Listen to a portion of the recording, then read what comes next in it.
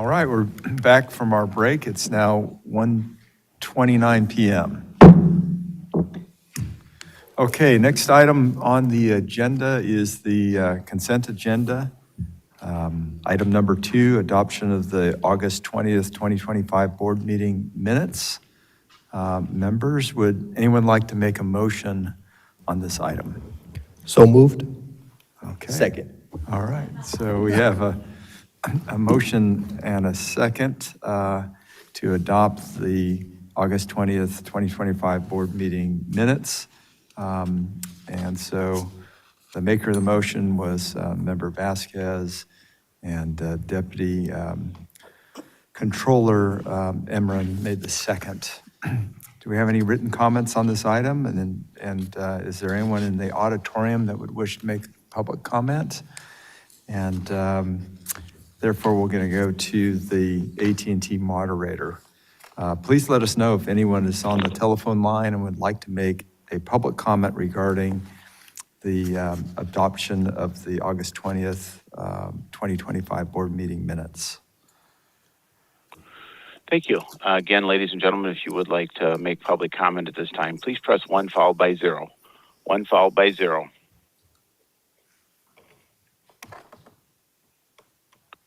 And Mr. Chair, nobody is queuing up.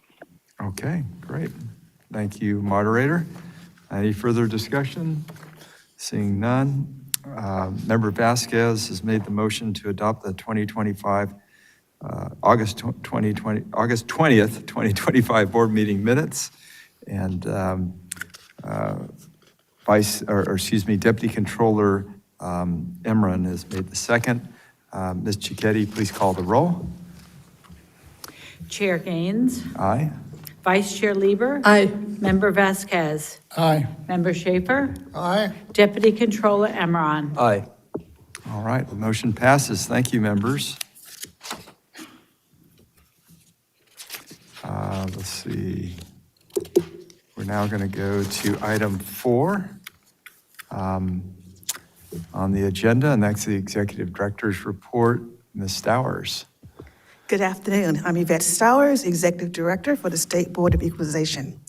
Members, for today's report, I'd like to highlight 3 upcoming events. First, I would like to highlight the upcoming California Assessors Association Annual Conference. This conference will be held October 6th through the 9th in Moreno Park, California, hosted by Orange County Assessor Claude Parrish. This annual conference provides an excellent opportunity for the CAA and BOE to discuss further ways to work in collaboration and opportunity to discuss emerging issues. Also, next month, the board will hold their annual meeting with the assessors as required by Government Code Section 15607. The meeting will be held October 22nd here at the May Lee Office Complex. A letter to assessors was issued on August 19th to all county assessors, formally inviting them to this year's meeting. This annual meeting will provide an excellent opportunity for formal and informal dialogue among the board and the 58 county assessors relating to administration of property assessment and taxation laws. Finally, members, on October 29th, my team and I have been asked to speak on anticipated updates and changes related to property tax at the California Society Enrolled Agents 2025 Tax Agencies Liaison Meeting. This meeting will be held virtually. Members, I will continue to keep your offices up to date on details of future events. That concludes my report. I'm available for any questions. Any questions? Seeing none. Thank you, Executive Director. Next item is item number 5, Operational Priorities Report presented by Ms. Renati. Good afternoon, honorable members. My name is Lisa Renati. I'm the Chief Deputy Director. And as you know, over the last 5 years, our strategic plan goal has really focused on our workforce planning, ensuring that we have the capacity to fulfill our constitutional duties. We continue to recruit and train and perform succession planning activities. And one of the Since our last report, we have filled 5 positions. 4 were promotions, and 1 is an employee new to the Board of Equalization. So, and due to all of these efforts, our vacancy level remains very low, lower than statewide averages. And so we're going to continue doing that so that we ensure that we have the staffing we need. That concludes my report. I'm available to answer any questions you may have. Great, thank you. Members, any questions? Yes, Member Vasquez. Just kudos. That looks like we're pretty close to full, no? I look forward to the day that I can come in here and announce that.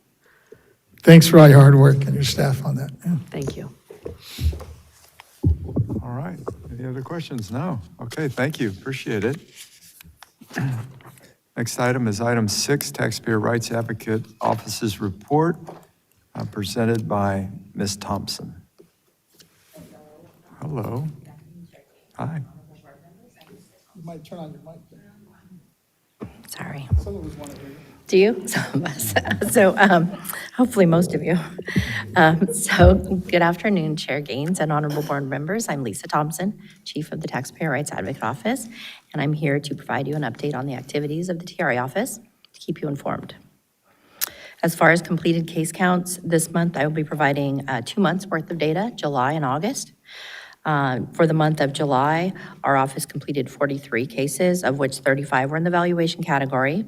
The memo that is attached to the PAN identifies all of the topics. However, I just wanted to let you know that for the valuation category, the topic with the highest number of completed cases was exclusions from reassessment with 12 cases, followed by change in ownership at 8. Of those exclusion cases, 7 were for transfers between parents and children, and 4 were base year value transfers for seniors, and 1 was for a base year value transfer for a disabled person. The highest number of completed cases in the administrative category was penalties and penalty cancellations with 5. For the month of August, our office completed work on 27 cases, of which 21 for the valuation category. And for the valuation category, the topic with the highest number again is exclusions from reassessment with 7, followed by change in ownership with 6. The 7 exclusion cases, 1 was for transfers between parents and children, and then 5 were base year value transfers for disabled persons, and another for disaster relief for new construction. The number of completed cases in the administrative category were actually evenly distributed among 3, which were delinquent and defaulted taxes, penalties, and penalty cancellations. I would also like to inform the board members that we completed work on several cases having to do with the Taxpayer Bill of Rights hearing. We sent thank you emails to all of those that submitted written comments that were read at the meeting that were followed by the comments. So what we did was we provided them a link to the webcast and the timestamp within the webcast so where they could hear when we read their comments as a group, and then listen to any of the board members' remarks as well as my remarks on behalf of the TRA office. For specific specific taxpayers, for one, that felt that there should be a discount for those aged 65 and over and military retirees. I had indicated that at the meeting that the property tax rate was set by the Constitution at the 1% tax rate plus voter-approved and indebtedness. And so we indicated to that person that that was by Constitution, and to allow a discount for a specific segment of the population would require a constitutional amendment. We also provided information on property tax assistance programs offered by the State Controller's Office for seniors, as well as directed them to our information sheet on disabled veterans exemption and the property tax assistance programs for seniors information sheet. For the taxpayers that expressed interest in decreasing the property tax rate due to a home or a business being burglarized, we provided some information on the ability to file for an informal request for a decline in value review at the county level, at the assessor's level, or to formally dispute that assessment by filing an assessment appeal application. We directed the taxpayer to resources on our agency's website about Proposition 8 decline in values, to let them know that there was comprehensive information about that out there, and links to the county clerk of the board's website where they could file an appeal if they so chose to.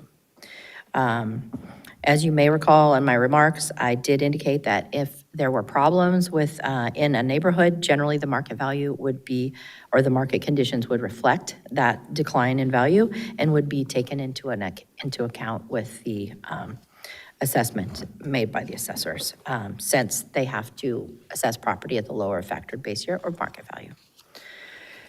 For the taxpayer that expressed concerns about her experience with refunds in a particular county after the property was granted the parent-child exclusion shortly before the property was sold, we explained that we had forwarded the comments to the tax collector's office, so they were aware of the impact that it had on her. We were also indicated that we were glad that the refunds were finally issued and distributed to the trust by the tax collector's office, and that she received it. And we also expressed our apologies that she had to go through such an ordeal. So although the other area was for the taxpayer that actually appeared here in person, although we did not indicate I didn't indicate at this board meeting that we would be providing additional information to him since we had already provided our analysis. He was concerned about his desire to be considered for Proposition 19 for a base year value transfer, even though he had purchased and sold his original and replacement prior to the effective date of Proposition 19. So since he had comments indicating his taxes had increased from $8,000 to $18,000 upon purchasing a similar home, we wanted to analyze the metrics of that a little more. And explain to him basically what it would have been had he qualified. So we explained the difference that he would be paying if he had qualified for the base year value transfer under the same requirements of Proposition 19, and he would actually only be paying $3,400 more, so it's still more. But he didn't maybe understand that the difference in the excess market value for the replacement beyond the original is added to that transferred base year value. And the other component was that he added $25,000 worth of new construction after that purchase, so that would not fall in with that. That was actually a pool that was made later. So we helped him understand that there, was not quite the impact that he felt. So that is it as far as the Taxpayer Bill of Rights hearing taxpayers that we've completed. Finally, I wanted to share with you the publication of a new information sheet, and it is on nonprofit organization exemptions. That's published in September. An LTA will be soon issued, notifying assessors and interested parties about it. It actually should be posted today or tomorrow. Actually, it is being made accessible by our CDTFA partners. And what this information sheet will include, it basically discusses 3 types of exemptions: a religious exemption, the church exemption, as well as the welfare exemption. It describes each of these types of property tax exemption and how to apply for each of them, the deadlines for an initial claim to file, as well as annual filing deadlines.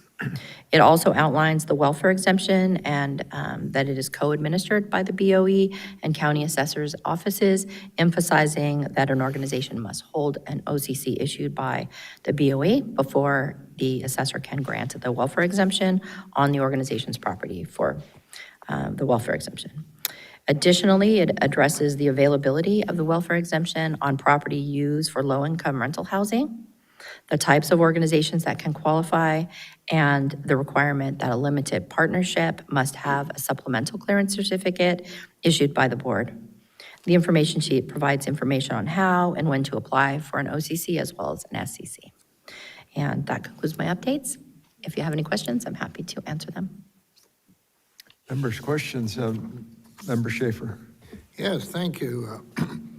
I notice under decline in value, we just had one case in July and one in August.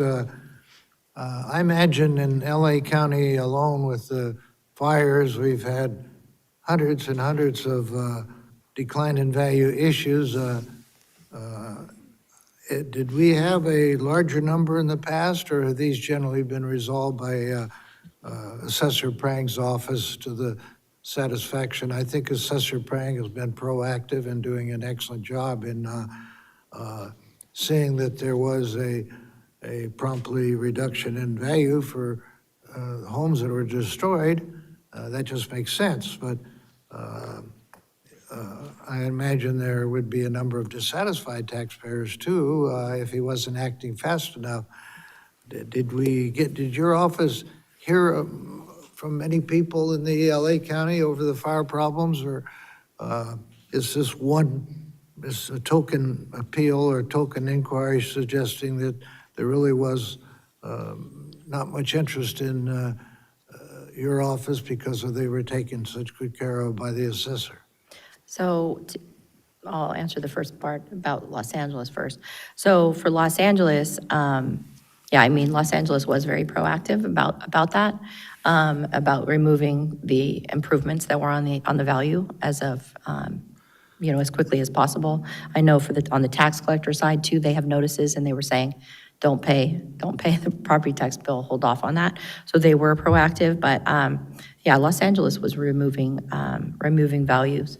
We had some questions in Los Angeles, just a couple taxpayers that were basically concerned about the amount that was removed. That was kind of in the beginning of it. What their concern was because in these two cases, they happened to buy older properties. And when they were purchased, I don't know, maybe 2015, 16. So the majority of the value was actually placed on the land. And so very little was on the improvement, say $150,000, $180,000. So that's what the relief they're getting for is their improvement. Their house is gone, so that's removed, $170,000, but then they could have still $800,000 in value that's on the land that's being assessed. I do know for LA, they did reduce the land a little bit for some of the damage, but the majority is site value. So yes, I think they're very proactive. I know also for Los Angeles, the fact that we had the information guide for disaster relief that was published was extremely helpful. The timing of that was actually very good on that. So it was available for taxpayers. I do know LA County was referring to it, as well as their information on their resources, so that was helpful. So in regards to the numbers for our reports, generally, the declining value category, what we see are where say you have had in the last couple of years, the values across the states or across the counties and the states has increased a lot. And so their values, maybe one of them were at a decline in value because the market was lower. Well, all of a sudden, when the market went up in 2021, 22, now they're paying more because their factored base year value was restored.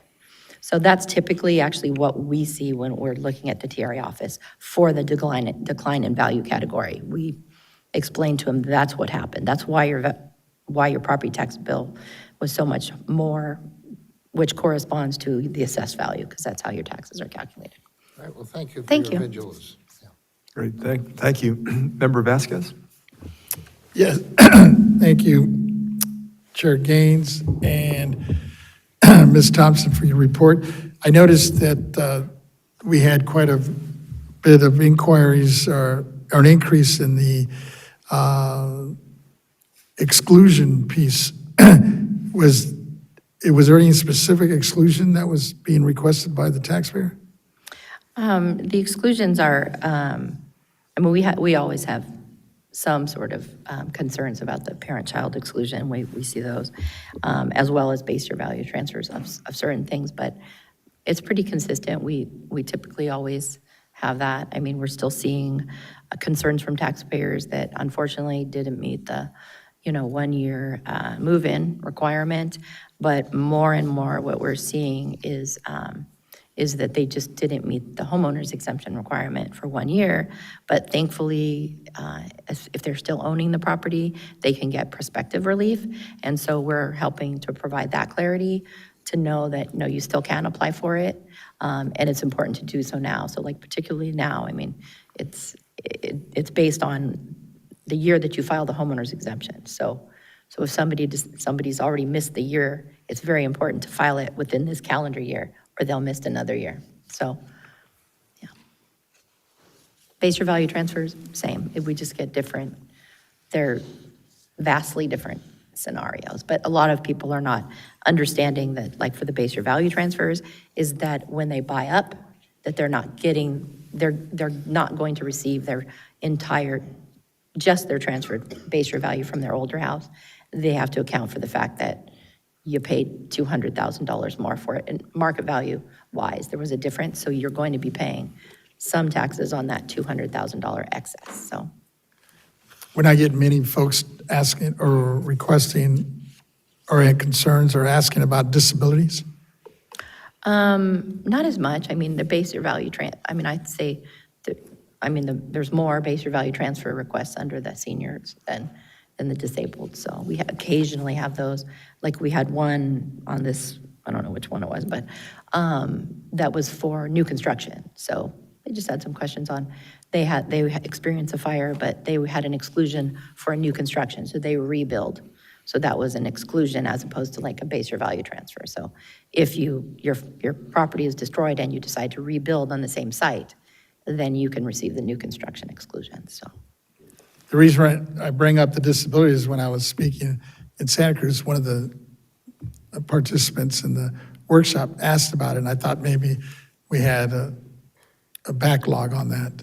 But I think it might be more on the assessor. I told her to check with, because Yeah. it would be the assessor for Sacramento, right? That covers Santa Cruz, I believe. I don't know which one those are, but I mean, I'm not sure. Generally, I think in assessor's office, they process claims in the order of received, and a lot of the same staff process base year value transfer claims as well as parent-child transfer claims. So they have a unit or group that looks at those first and determines whether they meet those qualifications before passing that on to an appraiser so they can value it. So it could vary how long it takes in an assessor's office to process it, depending on their workload, so. Thank you. Thank you. Great. Thank you, Ms. Thompson. Thank you. Appreciate it. I'm not sure we need to take a break yet, but it has that, okay. So we'll move on to item 7. That is Property Tax Deputy Director's Report. Mr. Young. Thank you, Chairman Gaines, honorable members of the board. For the record, my name is David Young, Deputy Director of the Property Tax Department. For you this afternoon, I have 3 reports. The first 2 will be given by Ms. Lauren Keach. She's the Chief of this County Assessed Properties Division. They will be a report on, excuse me, on our LTAs, our letters to assessors that we've issued since our last meeting, followed by a report on our training and certification unit. Lastly, will be a report on SAPD, State Assessed Properties Division. Mr. McCool will give you a report on what's on their agenda for the last month. So with that, if you're ready, I'll have Ms. Keach start. Great. Ms. Keach? Hello. Hi. Good afternoon, Chairman Gaines and honorable board members.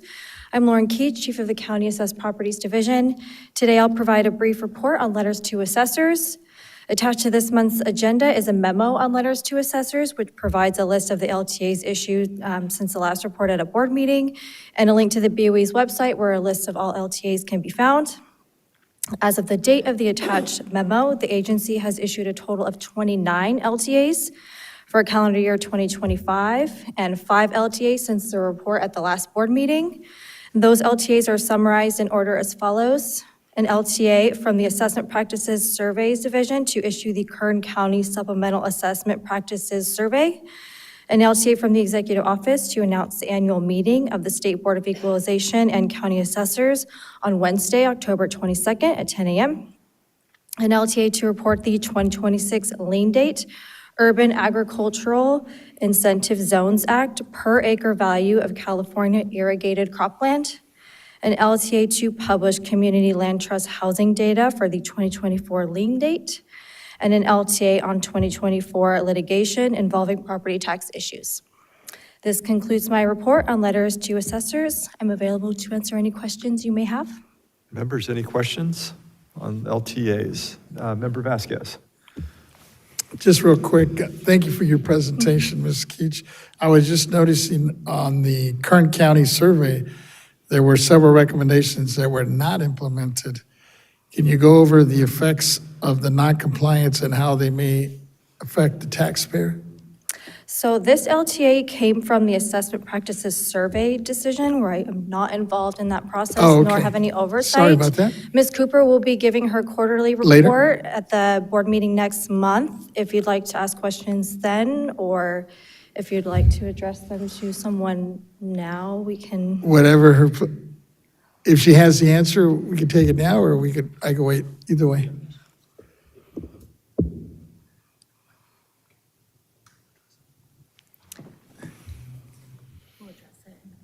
Okay.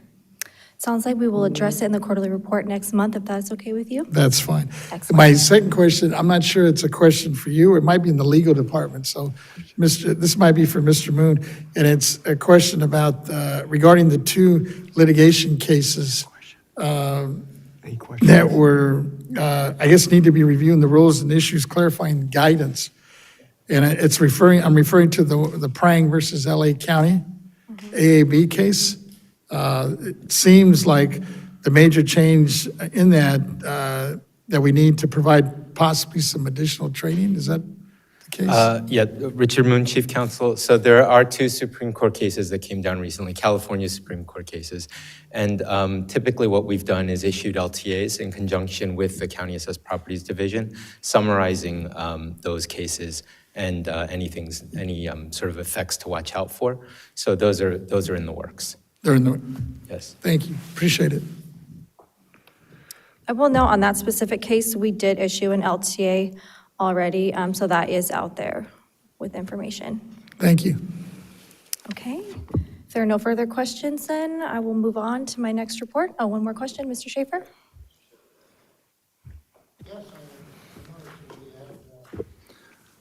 We had a LTA on the annual meeting of the board and county assessors. I guess that's a meeting for tomorrow.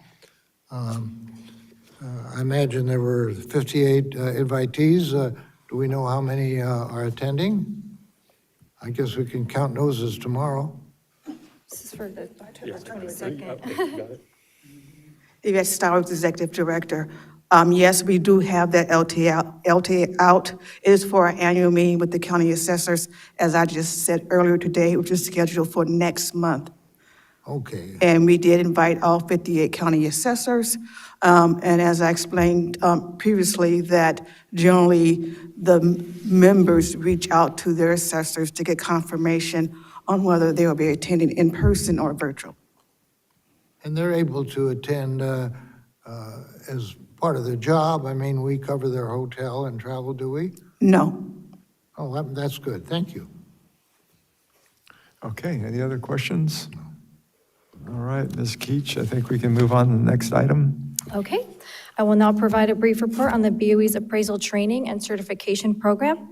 For the 2025-26 fiscal year, BOE staff scheduled 40 classes and 2 webinars. In addition, 7 classes have been scheduled with instructors in county assessors' offices for their staff. For courses taught by the BOE, 8 have been completed since the beginning of the fiscal year and 3 since the last board meeting. For courses taught by the counties, 1 has been completed since the beginning of the fiscal year. We continue to offer our existing online basic training courses available through American River College and Sacramento State University, Sacramento, as well as online courses and self-study training sessions available on the BOE's website. This concludes my report on training and certification. I'm available to answer any questions you may have. Questions? Seeing none? All right, thank Thank you. you. All right, well, next, we're going to hear from Mr. McCool. Thank you. Good afternoon, Chairman Gaines and honorable members. My name is Jack McCool, Chief of the State Assessed Properties Division. Today, I'll provide information on the status of ongoing work in our division. SAPD staff continue to make progress on our assessment appeals workload. Staff are preparing for appeals conferences that are scheduled in October. We will continue to work with petitioners on trying to find resolutions on remaining outstanding issues. We will also continue to work on the appeals throughout the remainder of 2025. SAPD staff continue to work on our 2025 property tax audits as well. Staff sent initial 2025 audit letters to assessees in June, and the field work for those audits has been completed. Staff are finishing writing the audit reports, and they are working their way through our review process. Any audits that result in a change in value recommendation will go before the board. Staff are also preparing the annual private railroad car tax bills. The bills must be mailed by October 15th, and currently all of our processes are on schedule and the bills should be sent out without any issue. That concludes my monthly update for the State Assessed Properties Division, and I'm available to answer any questions. Thank you. Members, any questions? Seeing none. Thank you, Mr. McCool. Thank you.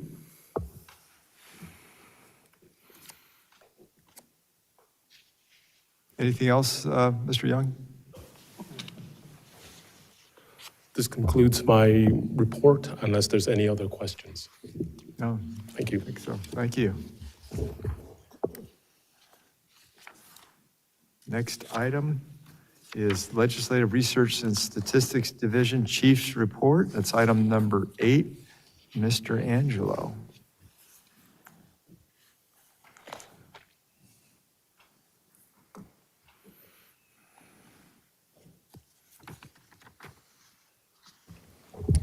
Good afternoon, Chairman Gaines and members. Good to see you. Ted Angelo, Legislative Director and Chief of the Legislative Research and Statistics Division. As you know, we made it through another legislative year, although it's the first year of a 2-year session. So they went a little late this year. They went into one day further into the 13th of their scheduled recess. To take on a couple of issues that went past midnight into the next day. So the governor will have until October 13th to act on any bill that makes it to his desk. I have updated you on a weekly basis of all the bills that we continue to track, including the board positions on those. I'm working on formalizing the last actions that took place. It looks like 6 of the 7 key remaining bills that impact BOE passed the floor and are headed to the governor. The one I'll discuss, I'm not 100% sure yet if it was acted upon and if it was held on the floor, but that was the Native American Land Reacquisition Bill 1485. As of right now, the legislative history says it was going back for concurrence, and sometimes it's just late to update. And I wasn't tracking that particular measure when it was coming up for hearing. So, just wanted to give you a heads up on that. So the 3 main disaster relief bills have all passed and are headed to the governor. I've updated you for the past several months on what those bills do, so I'll just briefly remind you that AB 245 by Assemblymember Gibson extends the base year transfer value for fire victims for an additional 3 years, so folks that are impacted with a lack of materials and things like that will have the extra time from the 5 years that's already in law. It also allows assessors to account for damage that occurred as of January 6th and the timeframe surrounding the fires. On 245, there was a provision in it where every county that has an ordinance, a disaster ordinance, it was not specifically clear whether the assessor can automatically apply the damaged value of a victim's properties to the lien date that took place earlier that year. That's one of the technical things that 245 makes that effective and makes it clear. So there's no ambiguity in that, so they can go back for the emergency reassessment of the damaged properties. AB 293, or SB 293, I'm sorry, Perez increases from 6 months to 3 years the timeframe to timely file for those eligible taxpayers with unrecorded changes in ownership that will come from the assessors after a damage assessment is taken place. And those gives them extra time, and we've talked about that one at length. SB 663 by Senator Allen and McNerney and Perez takes care of about 4 different things, which includes the extra 3 years as well, and chaptering issues with 245 for the base year transfer measures. It also deals with properties that have been given exemptions and make sure that they still remain exempt, but that they can't change ownership. There were some technical amendments taken on 663 late in the process, and it was referred to committee off the floor just to make sure if a property that was deemed exempt from property taxation, if there was a sale that took place of that property, it would lose that exemption, even though most of the property may have been destroyed, and it would have to reclassify and requalify for that. And that's pretty much how the law is understood, but they were making it abundantly clear. So those are the 3 main disaster bills. And then the ones I was talking about earlier, so AB 1485, we're waiting to see, and that's the land transfer and exemption from taxation for the Native American land reacquisition for open space land that is otherwise exempt. We're not sure what the status is of that bill yet, but I'll get back to you on that. SB 710, Blakespeare, which is the active solar energy bill. That was the bill that originally was going to extend the active solar energy exemption. Those that currently have it will continue to have it until a transfer or sale takes place. The new provision that was going to have a reconfigured solar exclusion was removed from the bill due to costs. We're not sure what's going to happen with that, if they're going to try to pursue it again next year, but as of right now, it would sunset, I believe, either at the fiscal year next year or at the end of 2007 is when the statute comes off the books, but I'm not sure when the actual exclusion, if it terminates fiscal year or at the end of the year. 2027? Yeah, that is SB 710. Yeah, but the year? Is next, next year is the last year. Yes, thank you. And so it would be January 1 of 2027.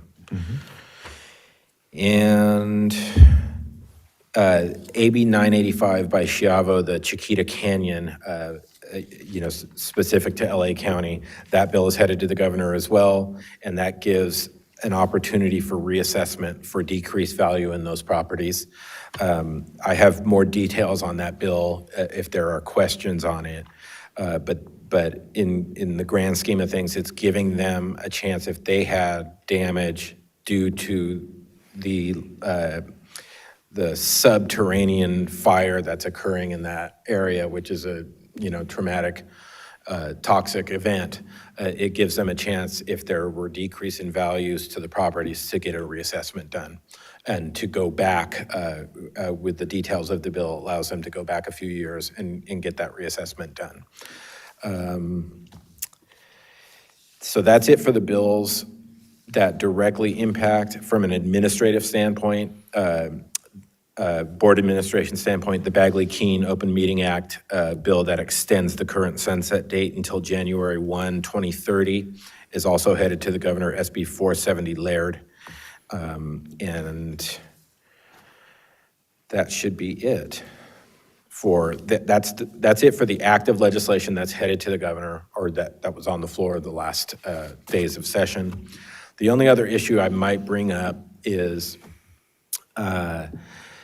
There was a couple of things going on late in session, a lot of things going on late in session. But one was a energy bill package that was significant. I don't have all the details because it goes far beyond the scope of BOE, but it's SB 254.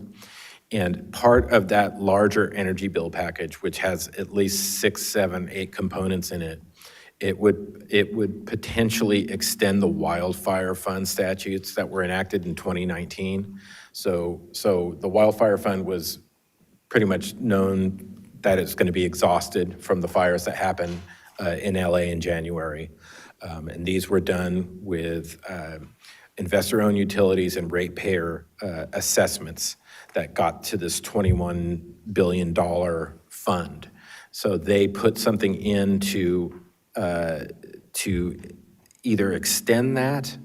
It was basically a late in session thing, so we're going to take a look and see if how it's going to go about, if it's repeating the sunset and how it was done before, or if they have a new format to do that. But I wanted to give you a heads up on that, and any impact it would have on the State Assessed Properties Division, I will discuss with them to see if there's any impact on BOE, but I don't believe the original proposal had that. So that's it for my update today, and I can answer any questions that you might have on any of those legislative measures. Thank you. Member Vasquez? Yes, thank you, Chair Gaines, and Mr. Angelo for your detailed update. And you kind of touched on it, I guess you said you had a little bit more information on AB 985, which would allow a reduction of value due to the Chiquita Canyon landfill. And I understand it elevated temperatures event, I guess, and it goes retroactive, I guess, to 2022, even though it has not been declared a local statewide disaster. Looks like this is one that really is moving forward in the Senate side. And I'm just wondering, some of the things that I think were kind of interesting was one, that there's I guess there was a previous relevant bill, SB 1304. I don't know if you're familiar with that one, which was vetoed in 2016, in part on the basis, actually on the bias that the assessor already has the authority to reduce assessed values to reflect changed market conditions under Prop 8. And 2, the BOE is unaware of any Prop 8 decline in value reviews for homes in the area of landfills. Is that correct? I don't know if the bill number you're referencing is correct, but I do know that there was a bill at least 5, if not 10 years ago from another traumatic event in the area where it was vetoed by Governor Brown because the assessors did have the capability to go back and do the decrease in value. Rather than trying to address it some other way, they said, you can do this under a Prop 8. So I can't confirm the bill number, but I do know that other legislative measures try to do something even beyond a Prop 8 reassessment provision, and it was vetoed saying you can do this already under Prop 8, even though the way and the mechanism they were proposing altered slightly. It wasn't just saying by statute the assessor can do this. It was trying to mandate a different approach. No, that's my understanding. And well, you're not familiar with, I guess, AB 1304. So I guess my second question is kind of referred to that. So maybe we'll check into that. Yeah, later. I can look into that bill to see what the subject matter was. I think if that was the Aliso Canyon I think it might be. then if it's that's exactly what I was just talking about. It tried to mandate a new approach for reassessment, and the governor said you can already do reassessment via Prop 8. They have the authority. They have the authority, but it's very strict as to how the assessors can do it under Prop 8. And it all becomes a valuation tool based on when you purchased the property and how much it may have been devalued by the cause. And then they can go along and do that. So AB 985 allows them to go back, as you said, to 2022. Right. So it's a retroactive ability to go back and do reassessments. and it's specific to a 5-mile radius from the center of the landfill fire that's happening at Chiquita Canyon, to look at decline in value, to see if there was a decline in value. Because there's a lot of factors that go in. If you buy a home that's near a landfill, there may have been already lower value before you bought the house just based on its location and proximity to it. But if it was impacted by that specifically and drove down the value of it, they would get a reassessment opportunity there with the assessor. You also mentioned SB 254, which was an energy bill that maybe went a little bit further than property that would affect the BOE. Do you know, who was the author on that one by any chance? I don't have it. I can look it up for you and That's give it to you fine. after.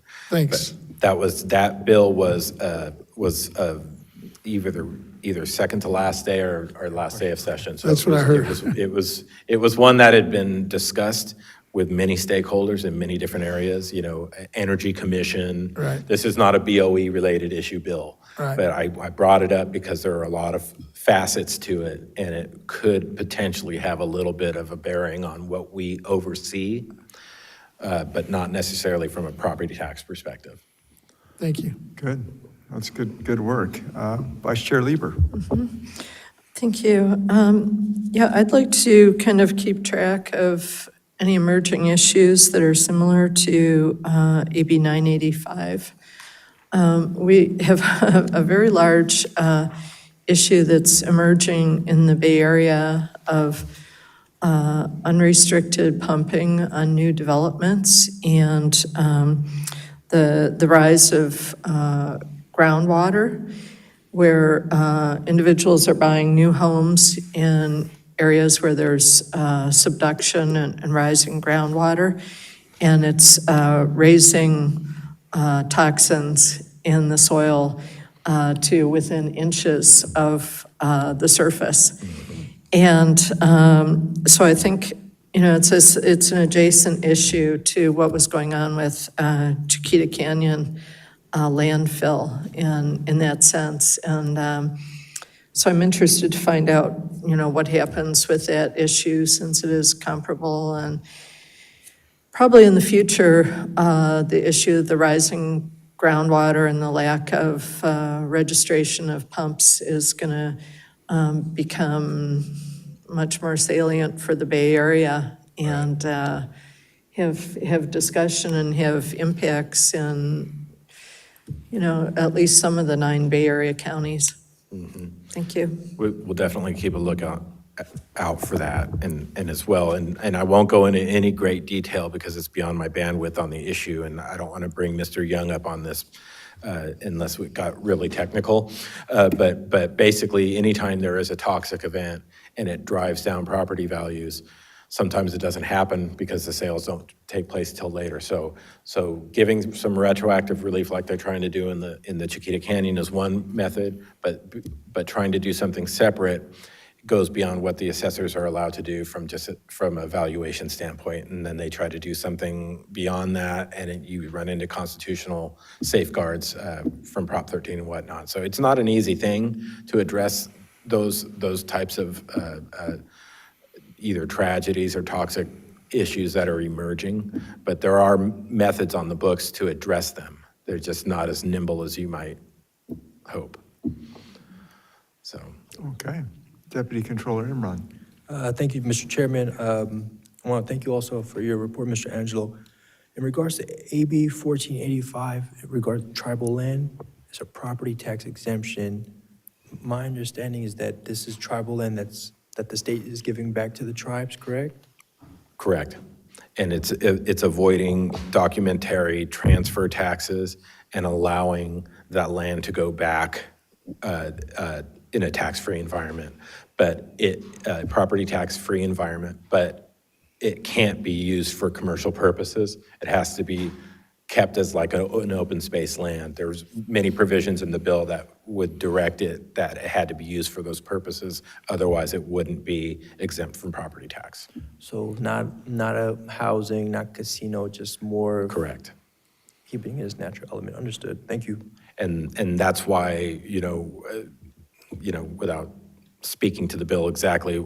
I'm just not sure why it didn't move forward, or if it did, and it just hasn't been recorded yet. Sometimes that happens on the transmissions from the Assembly and the Senate.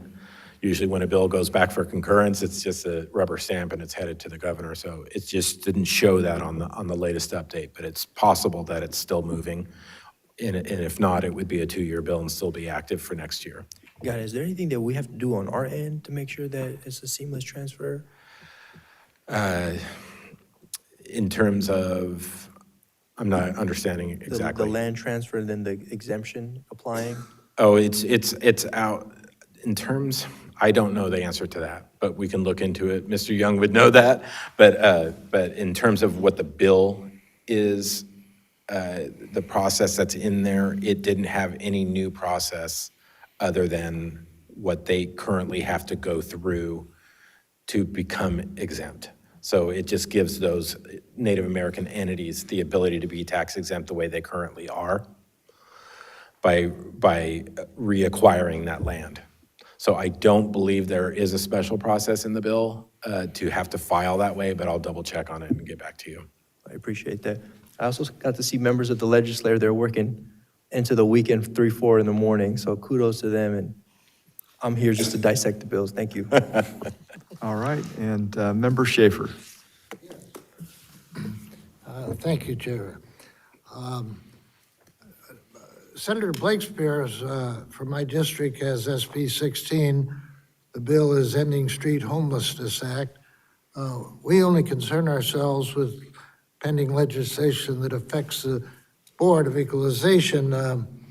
I know the homeless have very little, if any, business with the assessor's offices.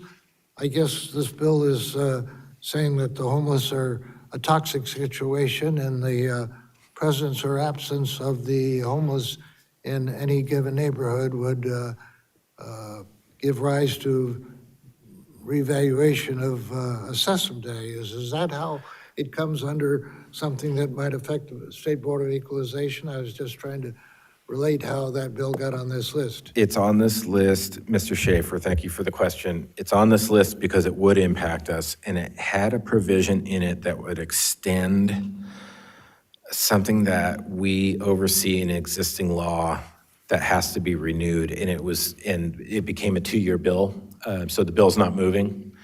It's, I don't have the committee where it is right now, but it was held in committee as a 2-year bill, and I'm not sure if they're going to be pursuing it next year, but it definitely was something that came about and would impact BOE oversight through an existing provision and existing law for homeless encampments and how they are either taxed or, do you remember, Mr. Young? I do. Okay, so we don't have the answer for you today, but it would impact BOE, but it's a 2-year bill and not moving this year, and we'll look into it. Well, thank you. But that's why it's on the list. Wonderful. I think that's it. Yeah, thank you very much, Mr. Angelo. Until next session. All right. Thank you. Okay, public comment for executive director's reports. Don't have any written comments, and no one in the public here. Therefore, let's go to the AT&T moderator. Please let us know if anyone is on the telephone that would like to make a public comment with regards to this item on the agenda. Please press 1 and then 0 for comments. 1 and then 0 for comments.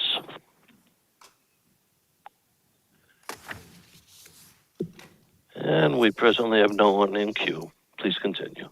Great, thank you, moderator. Okay, we're now on item 16. Is that accurate? Yeah, okay, very good. So for some reason I'm missing that page.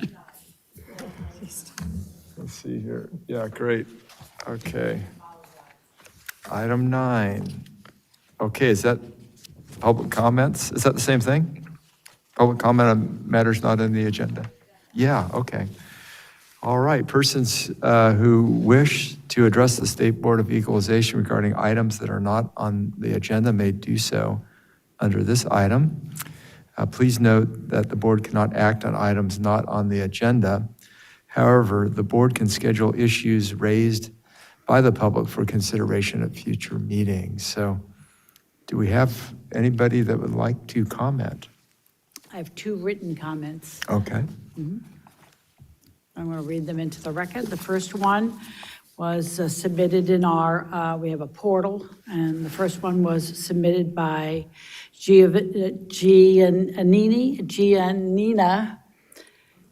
Biondi. She says, or her statement is, I oppose Gavin Newsom's redistricting plan.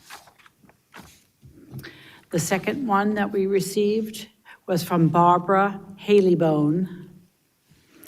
After reading Howard Jarvis about your ideas to increase property assessment and taxes, I snipped your names and photos from your website so I can remember and vote against any and every government office each of you run for in the future. I especially liked that one that would prevent the public from being able to vote. It reminds me of why we had the American Revolution, taxation without representation. Next was taxing undeveloped land as fully developed. And of course, you would have not be opposed to taxing people out of their homes.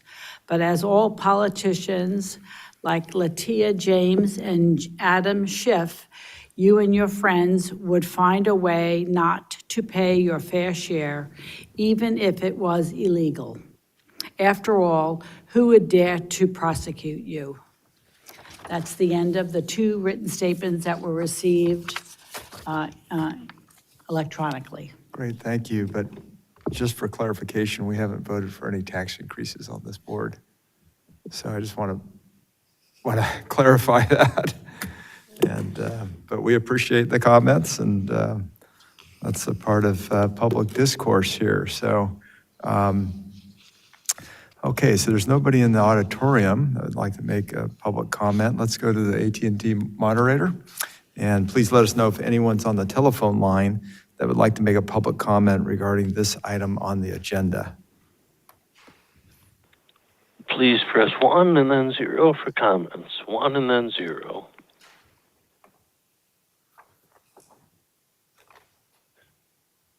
We have no one in queue. Great, thank you, moderator. And thank you, Ms. Cicchetti. And we'll now move to the last item of the day. And Chair, yes. I have comments on this. Oh, please, yeah. Yes. I would like to have some screening process, like require that public comments have some relationship to the jurisdiction of the board. I find Ms. Biondi's comment about opposing Gavin Newsom's redistricting plan to be totally outside the board. There are a lot of people in San Diego unhappy that they're starting to provide parking charges at the San Diego Zoo and at the beaches.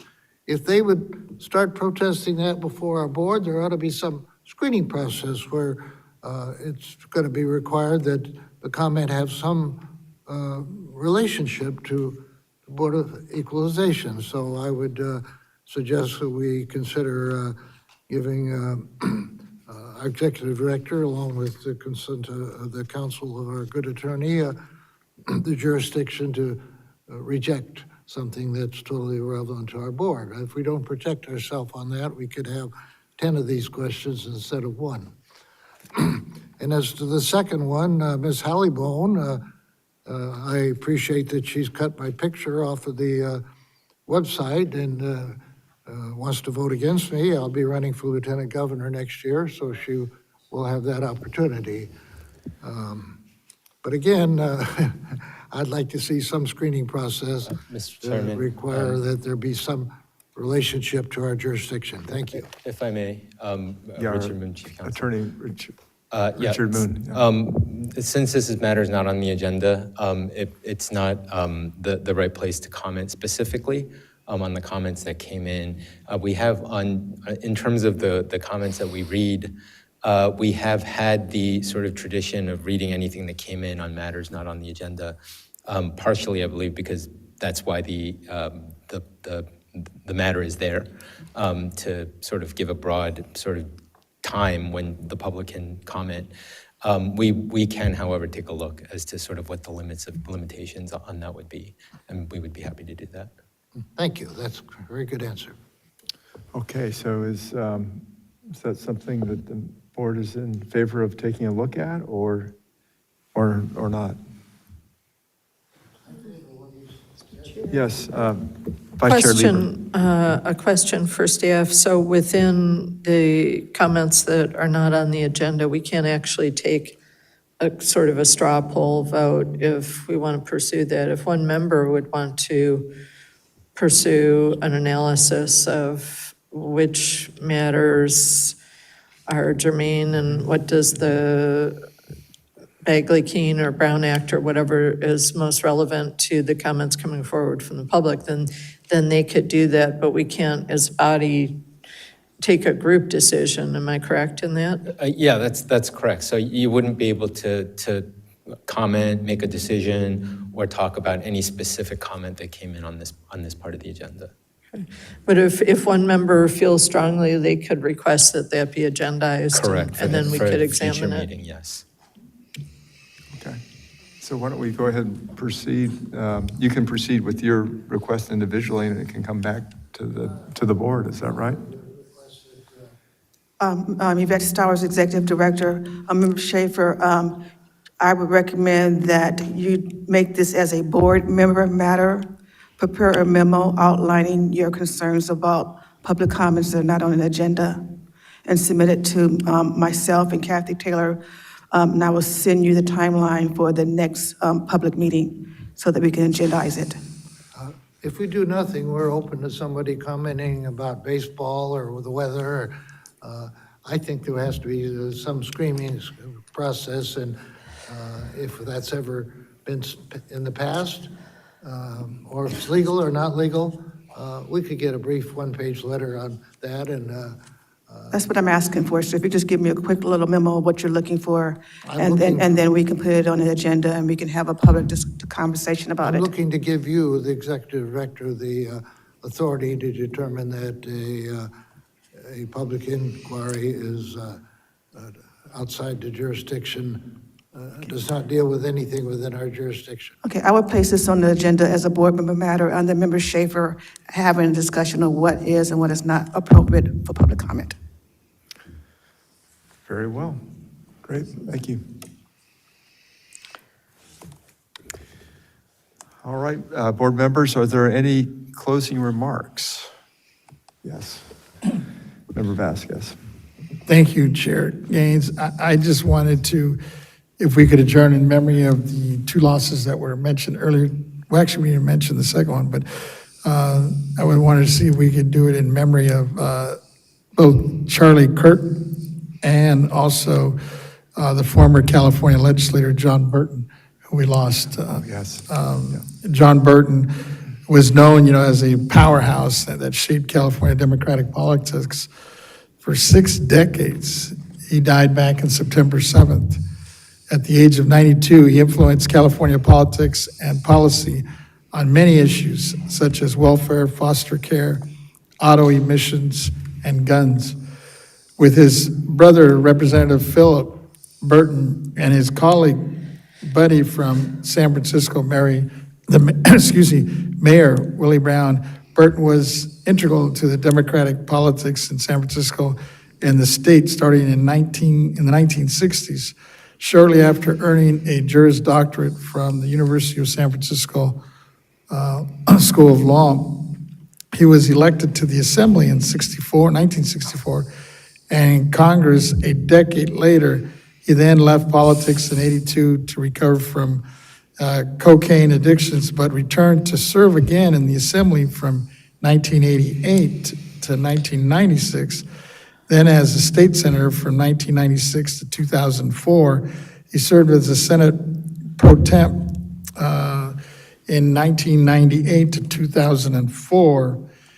John Burton is survived by his daughter, attorney, Kimiko Burton, and 2 grandchildren.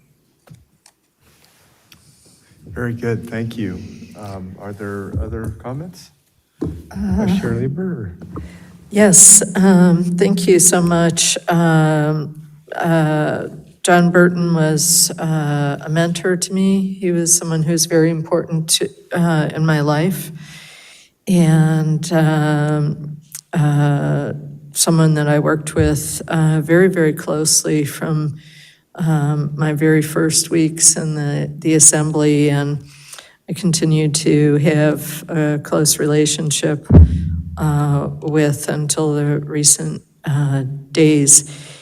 And, but I can't fully support in this adjournment in memory. I think perhaps our adjournments should deal more with California officials and members of the legislature and significant community members from California. So I'll maybe not be included in the number going forward with this, but I do appreciate you raising the name of Senator John Burton. And I'm just so thankful to have had the time together with him and to have had his protection and his mentorship. Thank you. Okay, and now let us move with Member Schaefer. Thank you, Chair. When I was new to the board, attending the swearing-in of Governor Newsom, I met John Burton. He introduced himself to me, and I, of course, knew him. I'm far away in San Diego, 500 miles, but I knew who John Burton was, and I endorse your sentiments there. Being sort of the entertainment member of our board here, I do want to also convene in memory of Robert Redford, the great actor who passed away this morning.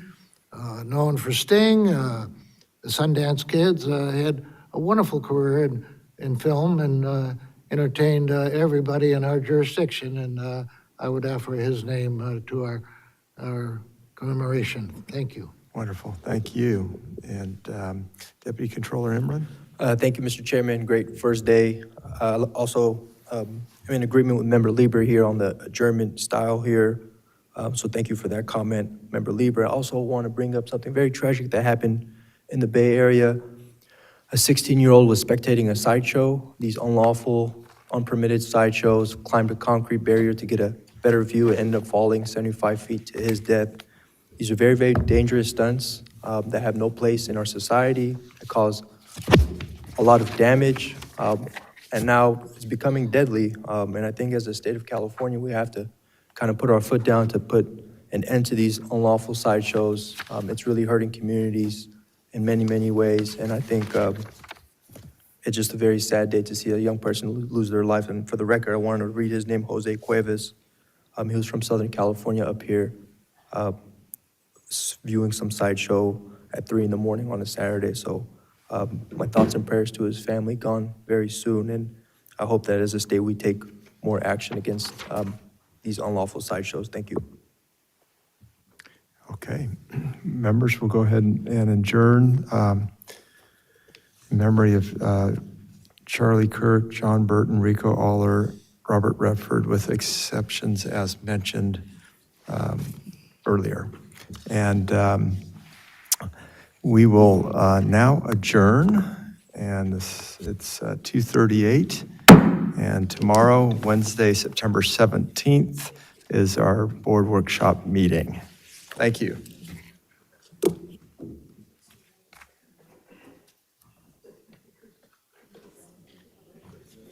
Mr. Schaefer, can I have your signature on this form to get this with